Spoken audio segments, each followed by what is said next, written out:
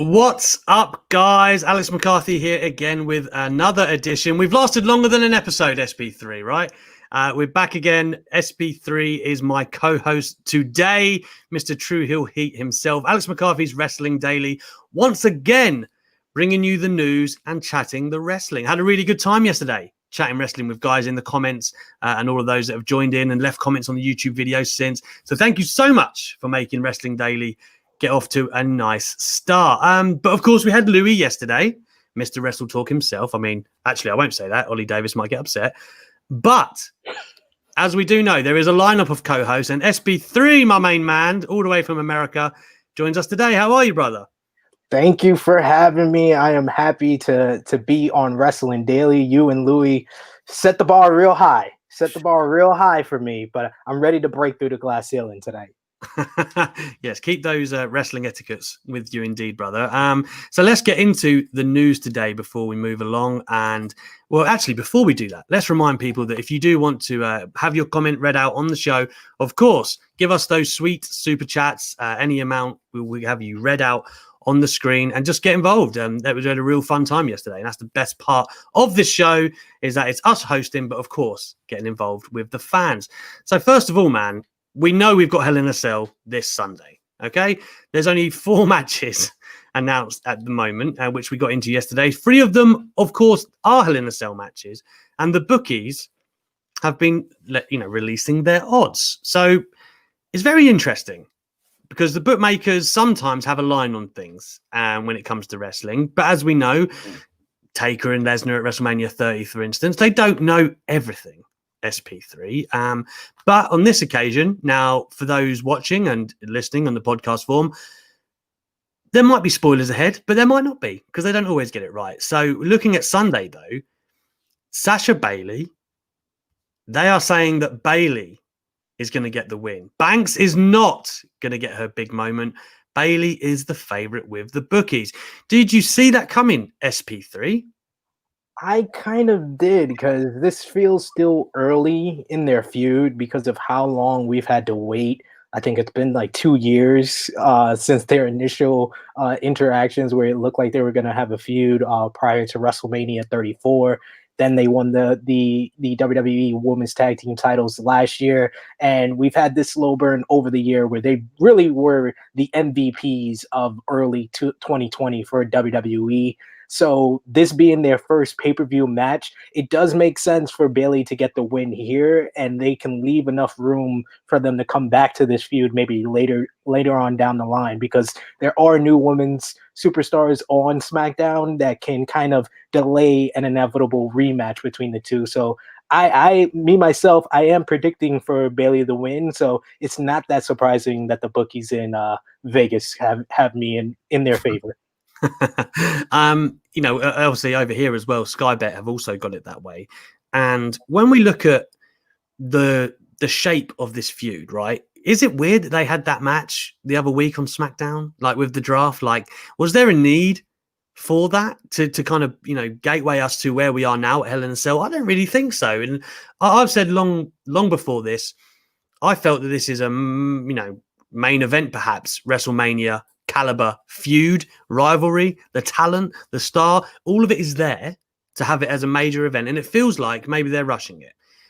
And that feels weird to say because, as you said, it's such a long running feud.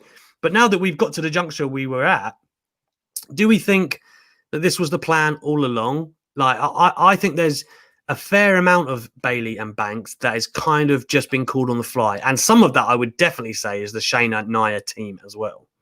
Yeah, that definitely has a lot to do with it. If there was fans in the building, we probably would have got this in Boston at SummerSlam, their first initial encounter against each other. I totally agree with you. It was not needed on that draft episode. Everyone kind of saw it coming that we weren't going to get a finish. So to get the inevitable non-finish or disqualification with Bayley trying to keep her title was really disappointing, even though we did expect it to happen. But I expect that they're going to deliver a great contest inside of Hell in a Cell, and it feels like a feud that's worthy for Hell in a Cell. I will give it with At least all three really of the feuds for Sunday, they all feel that they deserve a Hell in a Cell match at least. That's fair. That is fair. We got our first super chat of the night, SP3. DeAndre, I almost want like Still Dre to play in the background when this comes out, but never mind. Alex SP3, thank you for all you do. I enjoy wrestling YouTube content as much as wrestling itself. Well, we'll do our best to live up to those expectations, won't we, SP3? Moving on to another comment that I actually liked the look of. I believe it was Carol saying, Becky versus Banks is going to be a great match. Doesn't matter who wins, they will kick ass all over the cell. Also, a fair comment, by the way, because you know that the quality is going to be there regardless of the outcome. Like, that's the one thing where it's okay that this could be the first of many, or it won't be the be all and end all. But when you look at the quality they have together and what Banks has done in the cell thus far, by the way, you have to believe that this is going to be like a top quality affair. But how do they, and I'm going to read another super chat here from Mr. Davis, number one fan. Welcome back from yesterday, my friend. Any chance of Hell in a Cell match to end in DQ? And I feel like this super chat actually leads into what we were just talking about. Is that the way they keep Banks from winning? I think that we are on a streak. We have two streaks that might be on the line in this one match. First of all, Sasha is 0-2 in Hell in a Cell matches. If anyone forgets, she has WWE love to do this to Sasha. Exactly. I said there's the two most struggling fan bases in professional wrestling are the fans of Sasha Banks and Tetsuya Naito. They always seem to get to the apex, and then it's always taken away from them, whether it's Sasha with her title defenses, Naito losing the title all the time. But Sasha definitely is number one. Their fan base struggles and struggles because they get these huge achievements and then is always taken away. And I think that the disqualification streak is now running on 2 straight years. We had it in 2018 with Braun versus Roman, with Brock coming in and breaking up that match. Then we all know about what was probably a lot of people's 2019 worst match of the year with the feud in Seth Rollins. So I don't want to see that for this. I think they can protect Sasha Banks in a loss without going to the no contest, no disqualification route. So I'm hoping we get a clean finish or a somewhat clean finish that protects Sasha. But I think Sasha is going 0-3. She will lose to her other 4 horsewomen in Hell in a Cell matches. Man, I really hope the streak, this terrible streak of DQs in the cell, I really hope it ends, man, because it was so stupid that I guess it kind of makes sense for Strowman to want to have his Money in the Bank in the cell, because then you're going to get your match on your own, in theory. But just the way that went down was so stupid. And then also, I don't know if I actually have the time to break down why Rollins and The Fiend was stupid, but it really, really was. And the match was crap. Yes, that's a great British term, crap. I have nothing more to say. I don't want Sasha and Bayley and all their fantastic work in 2020 to slide into that bracket of crapness, to be honest. So please, WWE, hear us loud and clear. We're going to do our first BS-ometer, I think, SP3. Do we think then that the bookies are right? Do we think that Bayley is going to win on Sunday? I think the bookies are right on this account.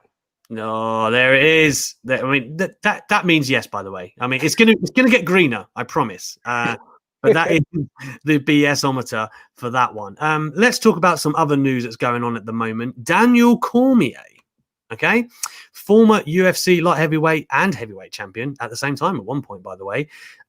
He's recently retired from the Octagon after falling to Stipe Miocic it wasn't in the summer, September. He's basically a lifelong wrestling fan. There's a great video of him reacting to Seth Rollins' cash-in back at Mania 31. And he has been angling for the move to WWE for the longest time. He's openly admitted that he's had talks with them over a commentator's job, and perhaps that would factor in a match or two. I believe at this point, SB3, he's 41 years old.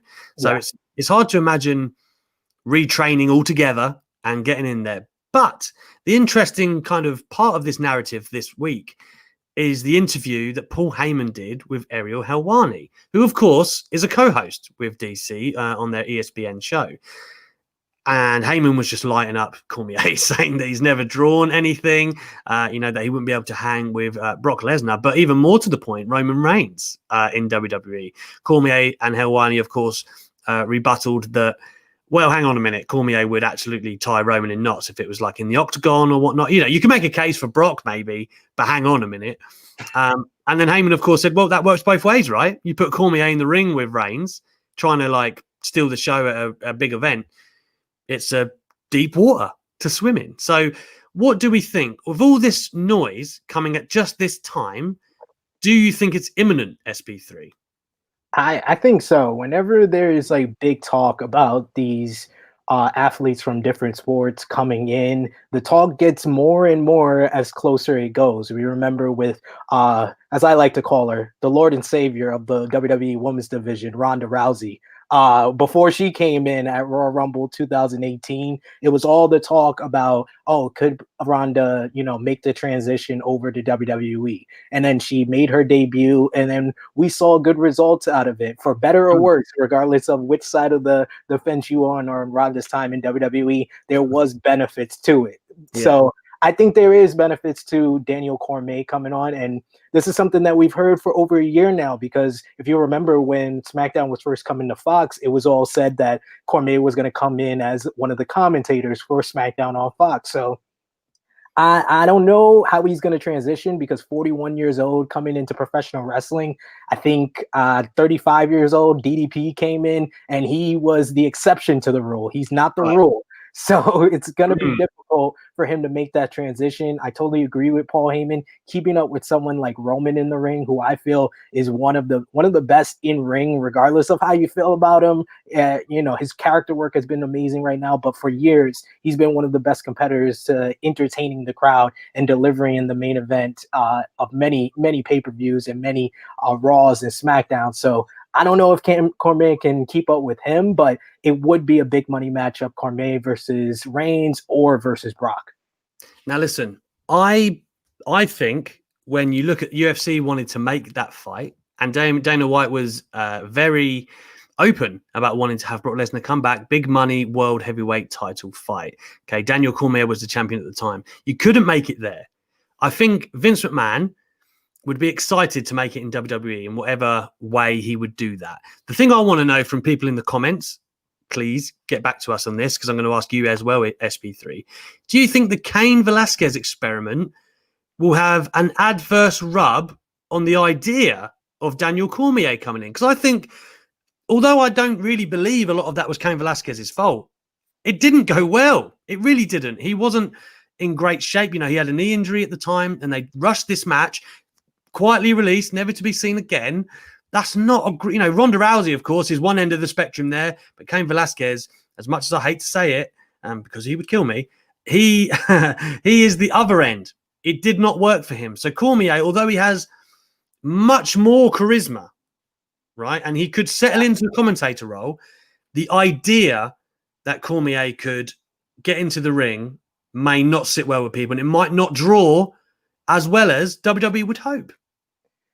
Like Lewis said yesterday, I watch a lot of professional wrestling. So before I have kids, and I don't know how you find the time. Sometimes I'm like, I need to squeeze in SmackDown now, but you're like, well, I'm just gonna catch Bound for Glory 2012 today, and I'm like, come on, man. Well, to segue from there, yeah, you're actually right. And I watch it with my 7-month-olds, because they wake me up at 5 a.m. in the morning, and there's not much for you to do at that time. So yeah, force feed them wrestling, sure. Absolutely. Start them young. You got to start them young. They grow to be wrestling fans like you. But I watched Cain Velasquez in AAA with his pro wrestling debut.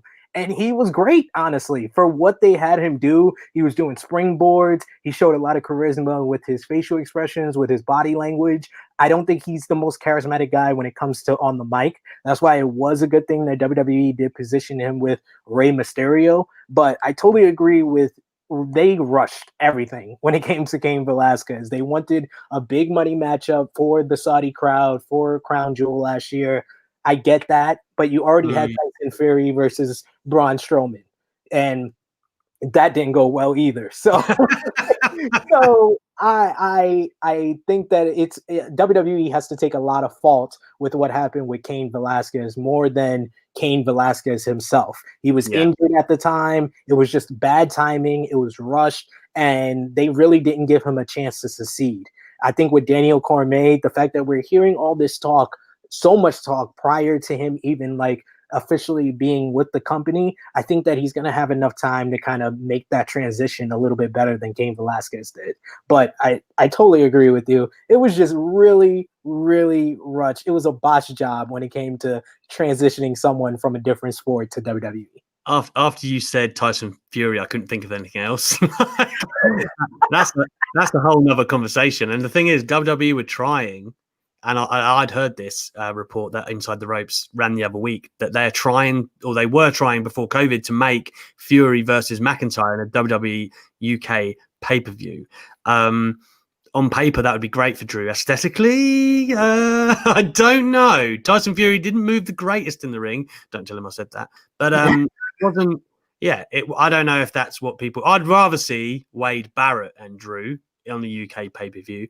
But anyway, just to circle back to Cain Velasquez, our own Pete Quinnell. I entirely forgot Cain Velasquez was in WWE. My goodness. And I think there's a lot of people that echo your thoughts there, Pete. The Yankee Power says yes, but no in regards to could Cormier succeed in WWE? Does Cormier have any wrestling background? Is he a good promo? Yes, he is a good promo. He's a very good talker. Does he have a wrestling background? Amateur? Sure. He hasn't got any pro wrestling from my knowledge, SP3. No pro wrestling experience, but I think the amateur background is going to be beneficial to him. As we see with so many amateur wrestlers, it's been an easier transition for them to come into this sport with having that background. So I think that his transition would be a lot better than Cain Velasquez. Cain Velasquez, yeah, like you said, it's a different end of the spectrum from Ronda Rousey or even Brock coming back from the UFC to WWE. Cain Velasquez is like bottom of the barrel. Even when you look at people like Dan Severn in the past, he had an exceptional run in comparison to Cain Velasquez. I'll tell you what, there's a lot of love for SP3 in the comments, man. He's biggest fan, Raging J. I like it. Raging J is SP3 till he dies. That's what I like. But yeah, I think that's really the bottom line, right? It wasn't really Cain Velasquez's fault, but Cormier is a different kettle of fish, which is a terrible idiom, but I've used it. And yeah, I just think he deserves to be judged on his own merits. But I do like this comment from Alistair Stewart. Wrestling does not need any more MMA guys, period. There is somewhat of a fascination, isn't there, with that? And like, for some reason as well, you hear UFC people, who's the guy everyone hates at the moment? His name's just eluded me, but he just beat Tyron Woodley. That's killing me. That's killing me. But anyway, everyone hates him at the moment, and I gotta disagree with that, though. I think that the MMA, the craze and the popularity of MMA had a lot of transition over into the professional wrestling world. Like the reason why I call Ronda Rousey the Lord and Savior of the WWE Women's Division, because on so many occasions, Vince, Stephanie, Triple H have all said that they didn't really know the importance of women's wrestling until Ronda Rousey's popularity in MMA. So that the whole reason that we got the women's evolution is in part to the success of Ronda Rousey becoming one of the top draws in MMA history. Whether we want to admit it or not as fans, it comes from the horse's mouth itself. So that's why I credit Ronda Rousey for what she did in MMA, and it had that transition and made an impact in the business that I love. So I give her a lot of credit for that. So I don't think we need a bunch of MMA guys, but people in particular like Daniel Cormier that have that charisma, I think would be a better transition. Yeah, absolutely. The guy I was thinking of, by the way, was Colby Covington, who is like the pro Donald Trump, and he was he's just been trashing everything recently, rubbing everyone up the wrong way. And he was like, I might come over to WWE and take on Drew. And I'm like, Drew McIntyre's like a foot taller than you, man. Like, just Come on, pick your fights. Come on, man. But anyway, let's go to the BSometer here then. Daniel Cormier coming in imminently. I'm thinking around a yellow. Like, it could happen. It's not out of the question, but it's certainly not like a foregone conclusion. It's about to happen now. Middle of the road. Yeah. Middle of the road it is. There it is, man. Like, I'll tell you what, this would be a good time to get a hot take. What do you think? I'm ready. Let's do it. Wrestling Daily Show. This is Steve here from the Going In Raw podcast. My hot take, Stone Cold Steve Austin's theme song done by Disturbed was better than the Jim Johnston theme. Take that. That is a strong take, SP3. I know there's actually a lot of people out there that would agree with that. For me, the iconic glass break and meow, meow, meow, meow, meow. That's the one, right? That's the bopper. When that happens, you know shit's about to turn up. But the heel theme in 2001 that he refers to, that you before we went on air, you did a great rendition, by the way, of just the. Step up into the next one in line for the kill. You don't believe me, but they're betting that you will. Step up into the pain of the pain. It's only the beginning. That's actually better, I would argue, than the original. No, I mean, it's cool, right? But come on, that's not best Austin, is it? I'm gonna agree with Steve. I love the Disturbed version. That's what Bring back Louis. Get out. Scrap. Hit the brick. I don't know the lyrics, obviously, from what you just saw, but two of the most iconic Austin entrances are with that theme. WrestleMania 17 coming down to the roar of the crowd, where it doesn't make sense why he turns heel at the end of the night, because he's a god in Houston, Texas, and he comes down to the ring, one of his best entrances at WrestleMania. And then 2, him coming back to save WWF from the Alliance when he comes in with in the truck from the bar, being all depressed, beats up everybody in the parking lot, and then that glass shatters, and then his music plays. It's like anything we've seen from Sting in WCW beating up the NWO. It's one of those iconic moments in Austin history, and I associate that with that theme song. So I agree with Steve. Oh man, what I will say for that, I think some of those moments are like on steroids, like that one where Austin comes back and stuns everyone. And I think after the glass breaks, they could literally be like Teletubbies after that, and people wouldn't even notice because you're start like, Austin's here, he's about to kick it, he's going to kick their ass. So I think I have to disagree. This is our first split, SP3. When I think of Austin, the first song that comes to my head is, of course, the iconic Jim Johnston version. Although it's not to say I didn't like the 2001 version, and it was pretty cool, but I can't say that it's like his best or some. It's not what I think of straight away. Anyway, let's see what some people think about this in the comments. Oh man, Mr. Davis, #1 fan, he's gone with SP3 and Steve. What's going on? We're breaking down in the comments here. We're splitting it down. This is my show. What is this? Man. Show some love to Disturbed. Come on. I wish they would have performed that live at WrestleMania 17. Forget Lemmy botching the lyrics to Triple H's theme song. You should have put out Disturbed. Well, look, everyone loves Disturbed, and Luke Owens is no different. WrestleTalk's own. I need to move on from this. Right, let's talk about some other news that's going on at the moment, and something that did pop up in recent days, and you can actually find this article on WrestleTalk's website, is Heath Slater turning down the opportunity to work for WWE at Extreme Rules with Drew McIntyre. So I actually spoke to Drew in an interview on my radio show on TalkSport, which you can get on Mondays, by the way, when I'm not doing this, 7 till 9 on TalkSport 2. That's a plug. And I think we'd spoken to Drew about it, and I was like, how did this come about? How did you and Heath, because it turned out that Heath took a load of convincing just to do that Raw shot, which I thought was really good for Heath. Like, he looked better. He did really well on the mic and stuff. The story that was told was cool. But WWE wanted Heath to take this one step further and be involved in the match at Extreme Rules, but he turned them down. And of course, now he's in Impact, doing very well, which SP3 will elaborate on for us shortly. Man, do you think should Heath have turned them down really, or do you think he actually showed a bit of backbone and more on him? I think he showed that it's not about the money for him. That Right.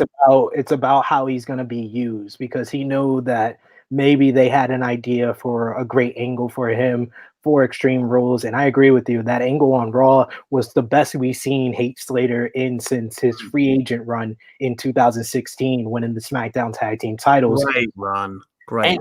And he looked like he lived in the gym from the time he got fired to the time he came out on that show. He took off his shirt, and I was like, this guy looks like a main eventer. Why has he been being used like a jobber for all these years? But he has great on the mic skills. He now looks like a star with the work that he's done off camera. So I like the fact that he chose being used better in his career than taking the money. That's just me. Yeah, I like this comment from Coral Ones, which actually echoes a lot of what you just said, SP3. Slater made a good move. He's been ignored too many times by WWE. That's true. All of a sudden, they need him, and they expect him to come running almost. I'm sure that they did. I'm sure they thought that he would have folded and done whatever for them. But good on him, I think, for standing his ground and saying, no, actually, you've had your chances of me long enough. And the thing is, as well, is, he's actually in real life one of Drew McIntyre's closest friends. They've been very. I'm not going to get into the personal relationships too much, but like Drew's had a lot go on in his life that he's been really there for him. And I know that Drew was like central to getting him back for that angle. And I think one thing that you can say about Drew McIntyre's run as champion is that every story he's been involved in has been a really good story. Like the Randy Orton thing has been layered with, I was the chosen one, but you got so many chances and I didn't. The Dolph Ziggler thing, of course, they were partners, and then all of this betrayal and things like that. Even the Messiah and kind of, being that yardstick to say, this is your first real test as champion. And I feel like all of Drew's matches have been really interesting as champion. And they, me and Louis were arguing about this yesterday. One day, surely there's interest in a free MB world title match. Yes or no? I have interest in a 3MB. And you're back on side SP3. And it's mainly, I'll be honest with you, it's mainly what I saw in that 24 special for Drew McIntyre. That kind of brought it full circle for me. That was one of the better 24s, because it took me a while to watch it. I think I just watched it this past week, and I was just blown away by his whole story. Like, he is I said it without seeing that whole special, that Drew McIntyre is one of the best baby faces WWE has booked in years. In literal years, easily. And because Daniel Bryan was by accident, AJ Styles, when he was a babyface as WWE champion, he was hit or miss for most fans when it came to that run, that long title run that he had on SmackDown. But Drew McIntyre, from the build up to Royal Rumble to after the Royal Rumble to winning the title, he's been one of the best WWE champions we've had in quite some time, and by far one of the best baby faces on the mic. His presentation, his matches, like you said, he made a feud with Dolph Ziggler, the annual Dolph Ziggler summer push. He made interesting. And that he deserves a lot of credit for that altogether. And I credit him for for raising up Bobby Lashley as well. Absolutely, that's another very good point. And I think MVP deserves a lot of credit in that angle as well for making Bobby Lashley relevant. I will say, and I mean this totally objectively, and it will sound weird, Drew McIntyre's body is amazing. Like, he is chiseled, he is jacked. Like, his arms, like, they're enormous. Like, I know he's big, but man, the last few weeks I've been like, Jesus, this guy's huge. But yeah, I feel like that he made the right move, man, and I feel good for Heath Slater, which really should move us along until you, SP3, the man who watches all the wrestling you could ever imagine, will talk us through Bound for Glory a little bit. We'll spend 5-10 minutes here, man, just digging into this card that is this weekend, because of course Hell in a Cell is dominating the headline, but Bound for Glory is the foot, man. So talk to us about what is the hottest angle going into the show, or what people should be looking out for. I actually only saw the Talking Shop special part of last night. I haven't seen Impact yet, so you'd be the perfect man to get us into the action here, man, and break it down for people, because I know you've had some thoughts about this week. Yeah, I mean, to segue off of Heath Slater, the Call Your Shot Gauntlet is one of like the lower card matches. More than likely is going to be the match that starts off the show. And Heath Slater has kind of been Heath, or as he's known in Impact, just Heath, has been the star really of the build up to the match because, the Call Your Shot Gauntlet, it consists of tag team wrestlers, singles wrestlers, and women, and the women's division, the Knockouts division in Impact Wrestling. And the winner gets to call their shot of what title they want a shot at.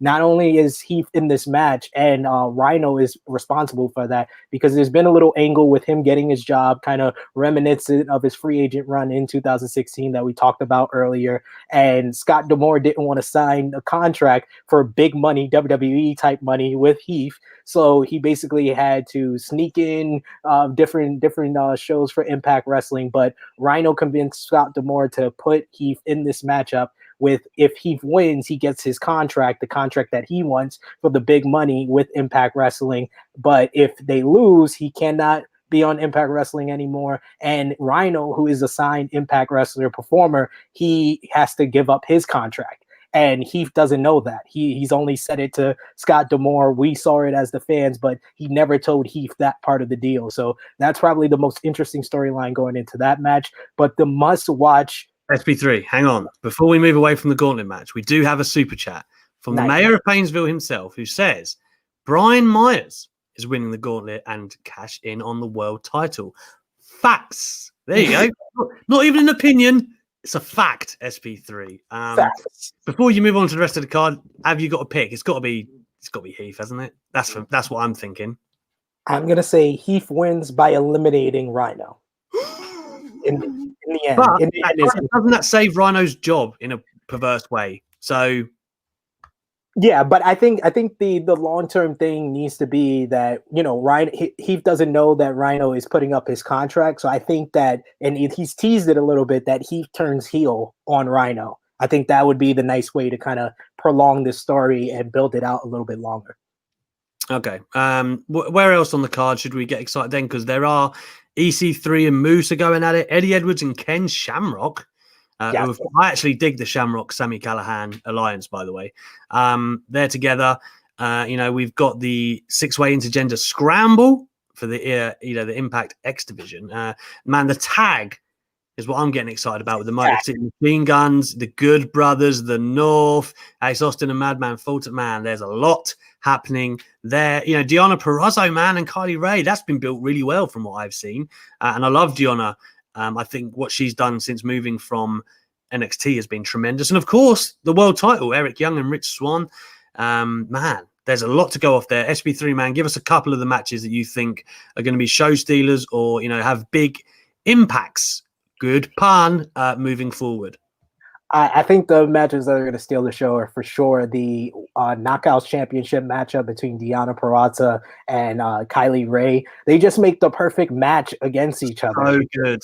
Purrazzo's been on a roll, like you said. Like her matches with Jordynne Grace, she stole the show at Slammiversary with Jordynne Grace. She had a great 30-minute Iron Woman match on Impact Emergence, which was a couple of weeks ago against Jordynne Grace. But Kylie Ray just makes that plucky baby face. One of the promotions that I sponsor, Warrior Wrestling in Chicago. She's the Warrior Wrestling Women's Champion there. She's one of the biggest stars in Chicago, freelance champion. So I think that she's going to win the big one at this pay-per-view. But the tag team match, I don't think you can go wrong with the North, one of the most underrated tag teams in the business. The Good Brothers, just so much success they have right now with the popularity of Talking Shopomania and everything else they're doing. The Motor City Machine Guns, Ace Austin and Madman Fulton. I'm kind of in the middle with them because I feel like Ace Austin needs to be a main eventer. Ace Austin is so talented, 24 years old. They were talking about him being the youngest Impact Wrestling champion going into Slammiversary when he was in the main event. But I think that the Good Brothers are going to come close, but the Motor City Machine Guns are going to pull out the victory in that one. But the match you got to watch is the main event, Rich Swann versus Eric Young for the Impact World Championship. One of the best rivalries in the business. Up there with Reigns and Uso, up there with the Ballad of Hangman Page and the Elite in AEW. Rich Swann and Eric Young from Slammiversary to now have built one of the best rivalries in the business, and it makes you want to root for Rich Swann to win on Saturday. So I'm rooting for Rich Swann, but Eric Young has done a masterful job of becoming a dastardly top heel for Impact Wrestling. Yeah, absolutely. And I do want to read out this comment just before I make a final say on the card. The Yankee Power says, mine is Kylie Ray versus Deonna Purrazzo. Kylie Ray is the most lovable babyface in wrestling. And I have to co-sign that for to a large degree. I was at AEW's first ever show, Double or Nothing, right, in Vegas. And man, I mean, the atmosphere was amazing there. But let me tell you, in the build-up, where they had like the press conference and even on the night, she was as over as anyone. I mean that. The crowd were hot as anything for Kylie's, Smiley Kylie, right? The crowd were hot as hell. And I'm just loving seeing her perform on that big stage. Don't know what happened, AEW, but I'm just delighted to see her still killing it, making the rounds in wrestling and stuff, man. Like she is a big talent in my eyes. I feel the same way about her like I did about Thunder Rosa before. She's now getting the spotlight with AEW. These are women that are just destined to do big things in the business, in my opinion. So a lot of great stuff going on that card, and man, I think we've got a lot to look forward to. SP3. We definitely do, but I agree with you. Between Kylie Ray and a little spoiler for my YouTube channel, Tru Heel Heat, I have an interview coming out with Thunder Rosa this week. And she talks about that she's not, currently with AEW. She doesn't know her future with AEW. If AEW lets her slip through their fingers, that is two of the top women's wrestlers in the world that they had in their grasp, and they just somehow let get away. And that's the one fault against AEW that I can point out in their year on Dynamite, which has been great television, but the women's division needs work. And the fact that they had Kylie Ray and Thunder Rosa and didn't lock them in, it's a moment for sure. I'm going to inbox Thunder Rosa. I've never spoke to her, and I really want to. She's such a fascinating character. I'm seeing in the comments, where has the tash gone from Joe Copson? That's my best friend, for anyone who doesn't realise.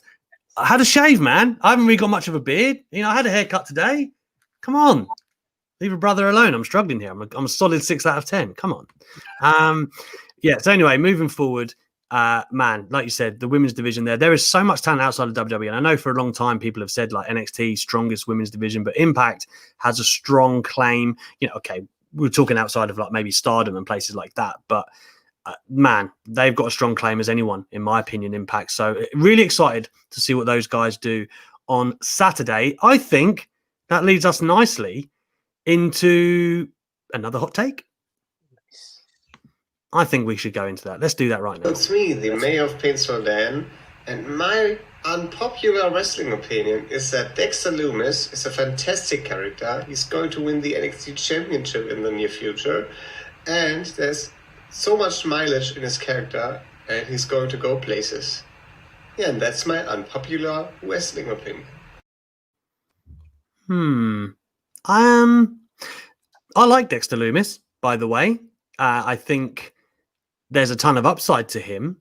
Is his character the kind that is going to lead a show? I think they'd have to do a lot of work to flesh that out and to make it something like that. But I am quite high on the talent and the general, I don't know, not presentation, but the general kind of skill set that he has. I do think that there's a lot to him. I'm not sure that's the guy you make number one right now, though. You, SP3? I think as a character, he could work as a heel. I just haven't been into them pushing him as a babyface.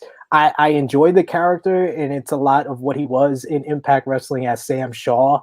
There, the eyes, he has a great look, and the character just would work better as a heel, in my opinion. But as far as in the ring, future NXT champion, I mean, we have Finn Balor right now. We've had Adam Cole in the past. We've had Johnny Gargano, Tommaso Ciampa. I just don't think Dexter Lumis lives up to that high mantle of work rate that NXT champions in the past have had. I tried to give him a chance. His matchup with Damian Priest, I just was kind of bored by a little bit of it. Damian Priest has so much talent, but Dexter Lumis is kind of a throwback to the the way WWE used to teach their young performers how to work, that methodical type of style, the Randy Orton headlock, chinlock type of style. Come on. Don't do Randy like that. Come on. No, I'm a big fan of Randy Orton. I've said before, he's having the best year of his career, in my opinion. But that Randy Orton style is the headlock, chinlock, finisher, 5 moves of doom type of thing. And I feel like that's what Dexter Lumis's arsenal is pretty much. Yeah, I hear you. And it's funny because we're talking about Dexter Lumis as champion, but a man who's getting a lot of love in the comments is Cameron Grimes. Pierre is in there with him. Bonzo Foul Life is saying, yes, Cameron Grimes. And yeah, man, he's asking for him to be the champ as well. To the moon! To the moon! I do like that guy, to be fair. NXT, like I said, they're always going to be chock full of talent like this, aren't they? Like, it's just depending on which direction they go. But it does feel like this is the first time in a long time that maybe NXT is at a bit of a crossroads. Is that fair to say? Like, it feels like they've had, and because this is kind of the nature of NXT with the conveyor belt way it works, I don't know. This is the first time in a long time where they don't have something red hot in their back pocket. I think that the fact that they've had to stretch out their television over the past year, being on USA for 2 hours, it's putting a lot of strain on the performers. Because if you've been an NXT fan like I have since the WWE Network era, since it came out in 2014 on the network launch, they've had 1 hour of television where you see, one of your favorite wrestlers, you won't see them for another 2 or 3 weeks.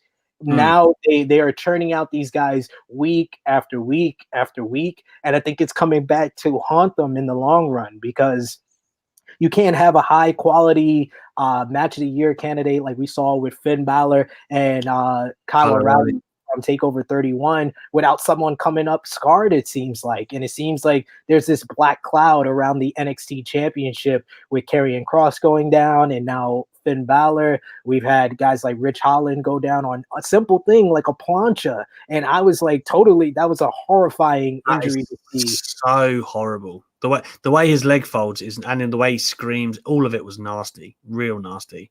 Man, like you said, I mean, NXT have had a terrible run with injuries, man. Like whether it be Karrion Kross, Tegan Knox, of course, Ridge Holland now, and Finn Balor. It's anyone else, any other promotion in the world, 4 of their main players go down like that, they're gonna feel it. Anyone will, right? So I feel like that has to be taken into the equation.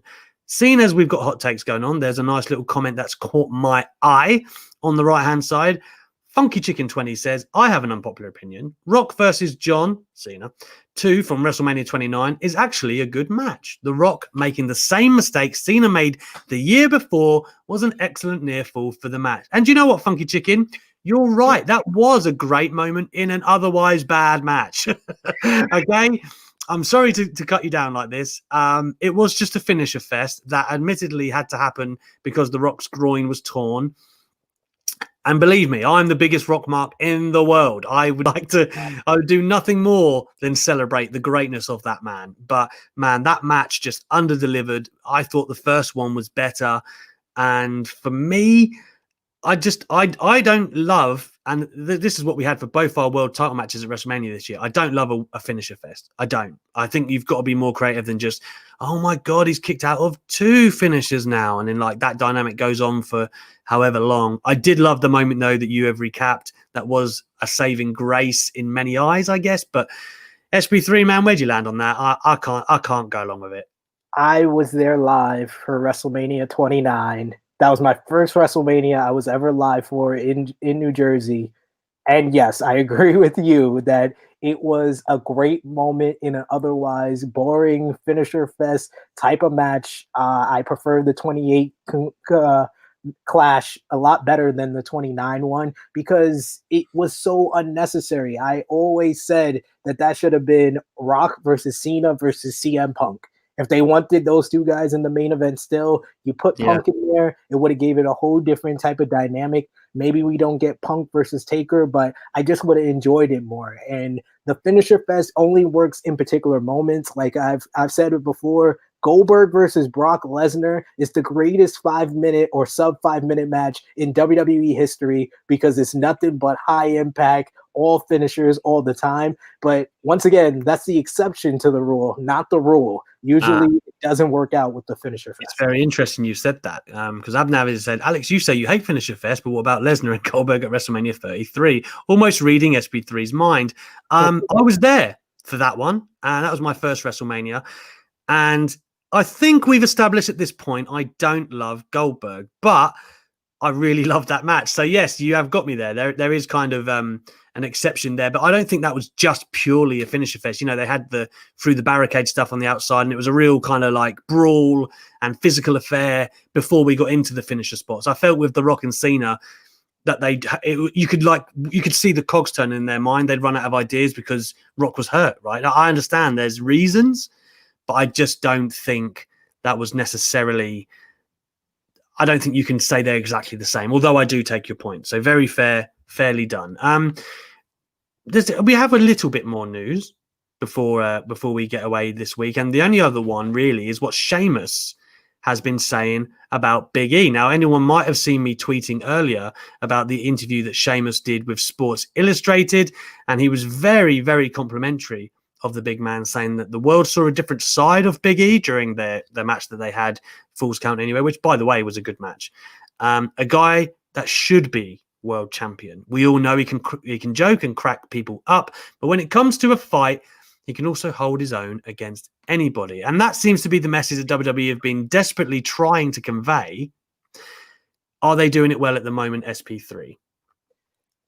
I'm hit or miss when it comes to if WWE are doing what they need to do with Big E, but I feel like Big E is making the right choices because he's showing that he has that serious side at the right time. I like you, really enjoyed his Falls Count Anywhere match against Sheamus. I loved his return when after Sheamus attacked him in the parking lot and beating up the guy, and he's like, what's your name? I'm gonna call you Larry, and he just beats the crap out of him. He just knows his comedic timing is something that I don't want him to lose out on. Like the rumors with him changing his gimmick, I don't think he needs to change his gimmick because his comedic timing is the way that he was able to express his charisma. Because if you remember Big E Langston, he was very charismatic in NXT with the 5 count and everything, but once he became a bodyguard for Dolph Ziggler, it's like they ripped whatever charisma that he had. The most stoic man of all time is what he was.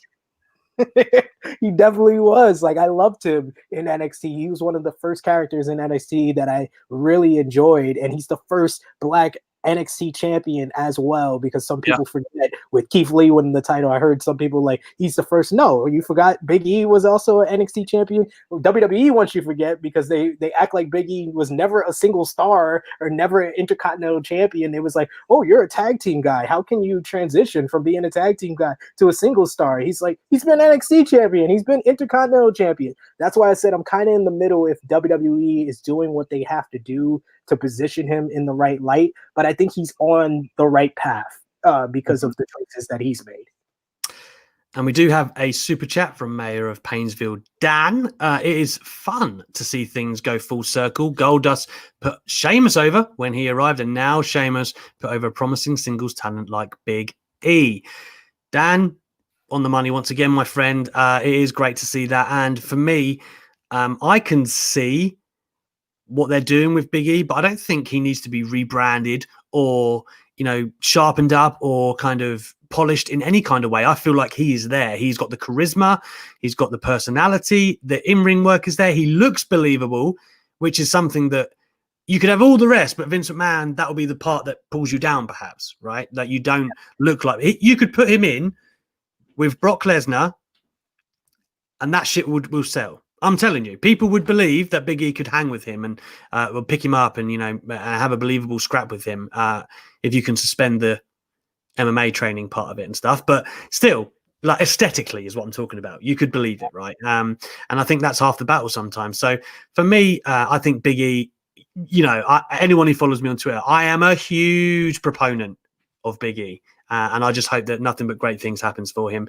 We still have a hot take in the chamber, SP3. I think we need to get it going while we enter the last 10 minutes of this affair. And it is I've seen this hot take, by the way, and put your glasses down, everyone. Glass has no place in professional wrestling as a weapon. By its very nature, it's inconsistent. Wrestling is supposed to be consistent. A lot of people who are deathmatch fans will argue with that fact, but I stand by it. By its very nature, it's inconsistent. I was like, okay, all right. Glass in wrestling, this is a very niche topic to get into, but the first thing I think of, and I think we talked about this earlier, SP3, Michaels and Jannetty, okay, through the barbershop. That's an iconic moment. Another iconic moment, maybe for the wrong reasons, is Shane McMahon and Kurt Angle, where Shane is just getting annihilated because the glass won't break, and Kurt has got like no tailbone, but still trying to like pop a suplex through it. That's a legendary moment. Man, I kind of get what he means. Like, there's sometimes where you see like a car spot, or and they're trying to like. I remember there was one with JR back in the day and Taz. Remember that? Ahead of, I want to say, SummerSlam 2000. I've just completely riffed this. That might be wrong. But like Taz hits the glass in the car, and basically it's all in like JR's eye, like for shoot. And you think, well, that doesn't really make a lot of sense to make those risks. But at the same time, there's a lot of wrestling like that. Violence is kind of part and parcel of it. So at some point, SP3, do you think that glass should be outlawed? I am not of the outlaw nature. You're not that passionate about it, no?